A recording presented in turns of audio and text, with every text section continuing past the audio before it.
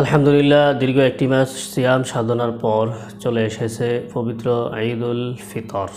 তো আজকে আমরা আলোচনা করব ঈদের দিনের সুন্নাহ সম্পর্কে এবং ঈদের নামাজ কিভাবে পড়তে হয় সেই বিষয়ে। তো চলুন ঈদের দিনের সুন্নাহ সম্পর্কে আলোচনা করা যাক। ঈদের দিনের সুন্নাহ হচ্ছে 9টি।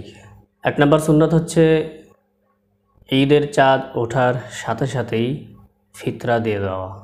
পরিবারের সকলের পক্ষ থেকে ফিতরা আদায় করে দেওয়া, এটা হচ্ছে 1 নম্বর সুন্নাহ। দ্বিতীয় সুন্নাত হচ্ছে আস্তে আস্তে তাকবীর বলা। তাকবীর হচ্ছে আল্লাহু আকবার, আল্লাহু আকবার, লা ইলাহা ইল্লাল্লাহু, আল্লাহু আকবার, আল্লাহু আকবার, ওয়ালিল্লাহিল হামদ। ঈদগাহে যাওয়ার সময়ও তাকবীর আস্তে আস্তে বলা সুন্নত। 3 নম্বর হচ্ছে মিসওয়াক করা। 4 নম্বর হচ্ছে গোসল করা।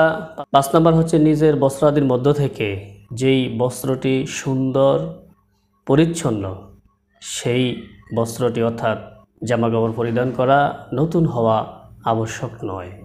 6 নম্বর হচ্ছে সুগন্ধি ব্যবহার করা। আতর, সেন্ট যাই হোক না কেন, সুগন্ধি ব্যবহার করা।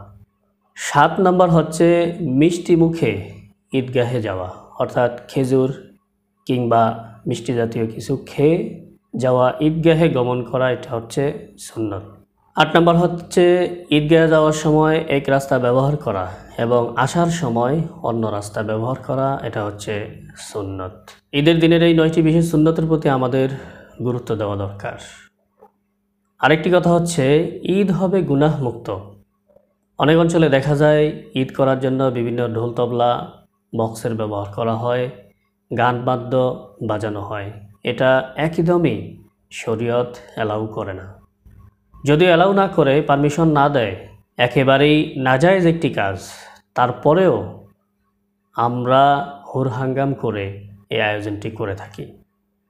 আমরা খেয়াল রাখব, আনন্দ উৎসব আল্লাহ তাআলাই দিয়েছেন এবং আল্লাহ তাআলার বিধান অনুযায়ী আনন্দ উৎসব আমাদের করা উচিত।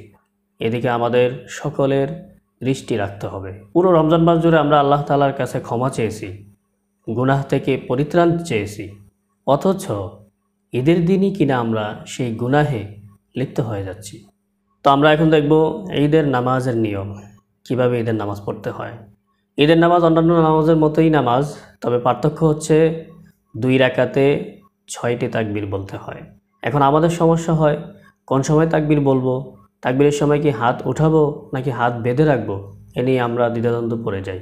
তো চলুন সংক্ষেপে আমরা নিয়মটা জেনে আসি।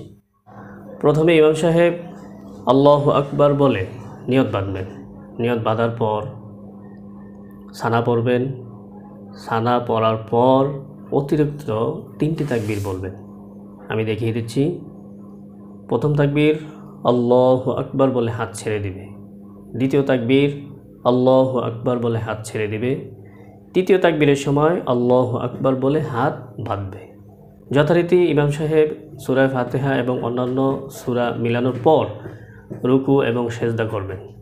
রুকু এবং সেজদা করার পর আমরা দ্বিতীয় রাকাত শুরু করব।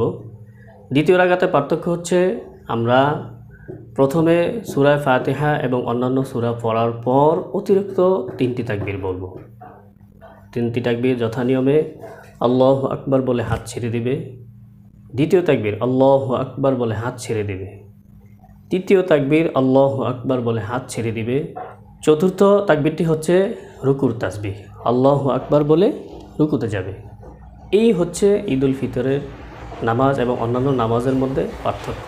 আমি আবার বলছি, প্রথম রাকাতে সূরা কেরাত মিলানোর আগে অতিরিক্ত 3টি তাকবীর দিতে হবে এবং প্রতিটি তাকবীরই হাত উঠাতে হবে। দ্বিতীয় তাকবীরে সূরা কেরাত মিলানোর পর অতিরিক্ত 3টি তাকবীর দিবে, প্রতিটি তাকবীরে হাত উঠাবে। চতুর্থ তাকবীরটি হবে রুকুর তাকবীর, এই তাকবীর বলে রুকুতে চলে যাবে। ধন্যবাদ সকলকে ভিডিওটি দেখার জন্য।